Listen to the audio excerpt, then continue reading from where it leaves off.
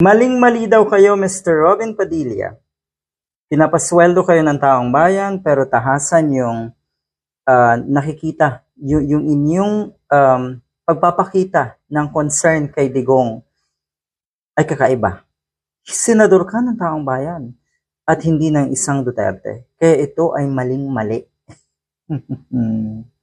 Nako po, bilang senador, pinapasweldo ng Pilipinong taxpayers, dapat maging tapat ka sa tungkulin mo at magtrabaho ka, hindi yung pakalat-kalat ka daw dyan sa the Netherlands. Pero ang totoo, bumalik na naman daw si Mr. Robin Padilla.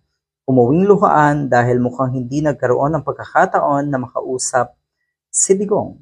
Senador ni Duterte ang tawag ngayon kay Robin Padilla, pero ito'y matagal na naman. Siguro naman alam niyo to, na talagang naging senador ang isang Mr. Robin Padilla para sa mga Duterte at hindi para sa taong bayan. Kaya nga hindi man lang nag-abala para ito ay matuto ng mga paggawa ng batas. Nakakahiya. Totoong nakakahiya ito kaya mag-resign ka na daw.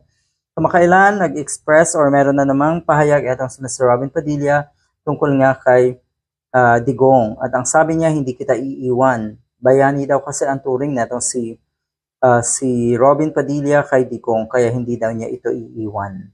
Yan. Hindi iiwan. Ay paano kung iwanan ka na ni Digong?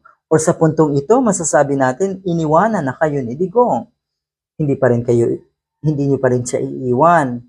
O kayo na po ang pinakatanga sa puntong yan.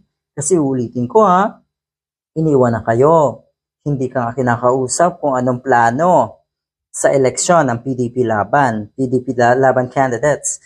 Bilang ikaw ay presidente, Mr. Robin Padilla, hindi ka pa kinakausap. At ang sinabi lang sa iyo ay umuwi ka na. Ang pinaabot lang ata sa iyong mensahe ay umuwi ka na. Pinauwi, init sa puwera.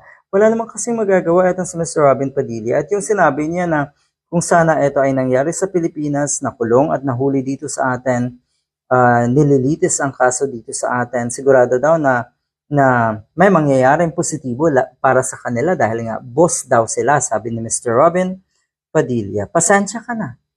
Okay? Pasensya ka na. Ngayon, alam na ng taong bayan na kayo ay naghahari-harian at iniisip nyo pala na kayo ang dapat masunod. Kayo ang boss dito sa ating bansa. At sino kayo para kayo ang maging boss ng ating bansa? Nakakatawa kayo.